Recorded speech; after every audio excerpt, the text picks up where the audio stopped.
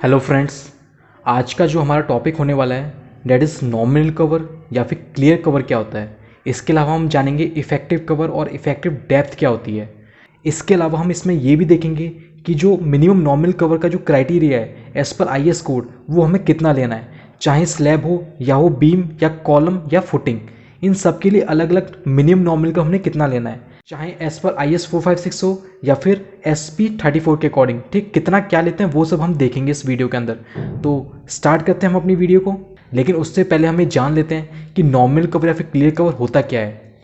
तो जैसे कि इस डायग्राम में अगर मैं बात करूं तो ये हमें डायग्राम दे रखा है।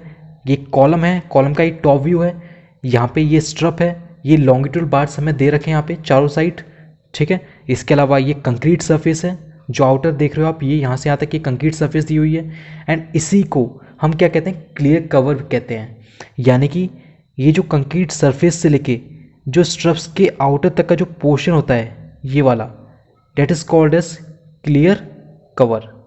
ठीक है, एंड इसे हम प्रोवाइड क्यों करते हैं? इससे प्रोवाइड करने का सिर्फ एक ही रीज़न होता है, क्योंकि जैसा हम जानते हैं अगर हम स्ट्रप्स जो होती हैं ये किसकी होती है, हमारी स्टील की। एंड स्टील अगर एयर के कांटेक्ट में ज़्यादा समय तक रहता है तो क्या हो जाता है, उसमें रस्ट लग जाती है, वो कोरोड होने लगता है। तो उसकी सेफ्टी के लिए, उसकी सेफ्टी इंश्योर करने के लिए हम क्या प्रोवाइड करते हैं, एक कंक्रीट का एक सेफ्टी कवर प्रोवाइड करते हैं, that is called as clear cover. ठीक है, या और इसे ही हम नॉर्मल कवर भी कहते हैं।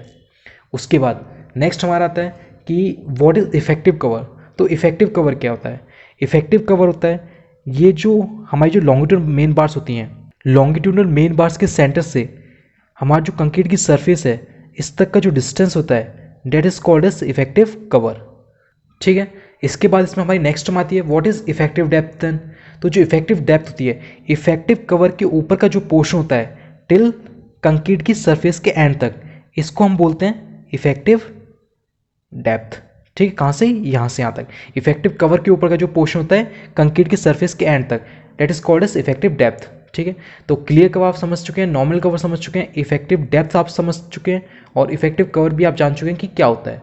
अब इसमें एक क्वेश्चन आता है कि अगर यहाँ पे तो हमारे सिंगल बार्स हैं, ठीक है, अगर यहाँ पे लेयर्स में दे रखा है, बंडल्स में बार्स देखें, डबल बार्स यहाँ पे प्रोवाइड कर रखे हैं। जैसे कि इसी पोर्शन में हम यहाँ पे एक और बार्स प्रोवाइड करते हैं, दो बार्स और। तो एक हमने दिया स्पेसर बार। ठीक है, स्पेसर बार के हमने दो बार्स और प्रोवाइड कर दिए। ठीक है, अब इस केस में जो इफेक्टिव कवर होगा वो कितना होगा। तो यहाँ पे थोड़ा परेशानी आ जाती है लोगों को कि इसमें अब इफेक्टिव कवर क्या लें।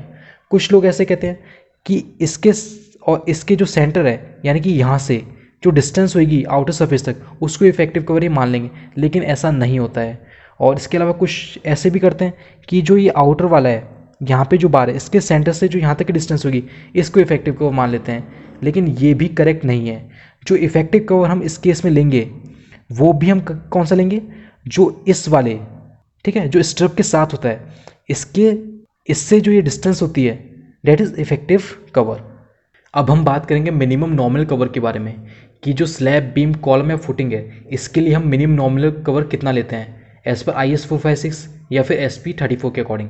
तो जो IS 456 ये कहता है जो स्लैब है, स्लैब के लिए जो मिनिमम नॉमिनल कवर लेते हैं डेट इज़ 20 mm, बीम के लिए भी 20 mm, मतलब इतना तो हमने लेना ही लेना है। इसके अलावा जो कॉलम है, कॉलम के लिए हम लेते हैं 40 mm, एंड फुटिंग के लिए हम कितना लेते हैं 50 mm कवर हम प्रोवाइड करते हैं। मिनिमम इतना तो रखना ही रखना है। एंड जो SP 34 है, SP 34 हमें ये मेंशन करता है कि स्लैब के लिए मिनिमम हमने 20 mm लेना है, बीम के लिए 25 mm, कॉलम के लिए 40 mm एंड फुटिंग के लिए 50 mm हमने मिनिमम लेना ही लेना है। इसके अलावा SP 34 हमें एक और चीज़ कहता है कि जो वैल्यूज़ हैं मिनिमम नॉर्मल कवर की, या तो वो हम ये लेंगे या फिर हम लेंगे क्या, डाया ऑफ बार। ठीक है, dia of bar, whichever is greater. ठीक है, इनमें से और इसमें से जिसकी वैल्यू ज़्यादा होगी वो हम लेंगे। ठीक है, अगर मैं एग्जाम्पल के तौर पे अगर आपको बताता हूँ, तो जैसे कि हमारे कॉलम है, कॉलम में हमने जो मेन लॉन्गिट्यूड बार डाला है that is for example 16 mm का है, एंड कॉलम के लिए जो मिनिमम नॉर्मल कवर हम ले रहे हैं डेट इज़ 40 mm। तो 40 mm और 16 mm इनमें से जो भी ग्रेड होगा वो हम एडॉप्ट करेंगे। तो इस तरीके से SP 34 हमें रिकमेंड करता है। इसके अलावा अगर देखा जाए तो जो मिनिमम नॉर्मल कवर की जो वैल्यू होती है वो हमारी कुछ और फैक्टर्स पे भी डिपेंड करती है। जैसे कि हमारा हो गया कि एक्सपोजर कंडीशन हमारी किस तरह की है। ठीक है, एक्सपोजर कंडीशन के बारे में जैसा हम जानते हैं कि डिफरेंट टाइप्स की एक्सपोजर कंडीशन होती हैं। हमारी 5 तरह की जो IS कोड IS 456 हमें मेंशन करता है कि हमारी 5 तरह की एक्सपोजर कंडीशन होती है। फर्स्ट वन जो होती है वो होती है mild, moderate, severe, very severe and extreme condition. ये 5 तरह की होती हैं और इन पांचों के लिए different different normal cover, minimum normal cover IS code ने डिफाइन किया हुआ है। तो वो सब चीज़ें भी हमने फैक्टर्स को ध्यान में रख के हम एडॉप्ट करते हैं चीज़ों को। तो ये था पूरा नॉर्मल कवर और क्लियर कवर या फिर इफेक्टिव कवर या फिर इफेक्टिव डेप्थ के बारे में। अगर इसमें भी आपको कोई डाउट है आप मुझे कमेंट कर सकते हैं, मैं उस पर आपको रिप्लाई दे दूंगा।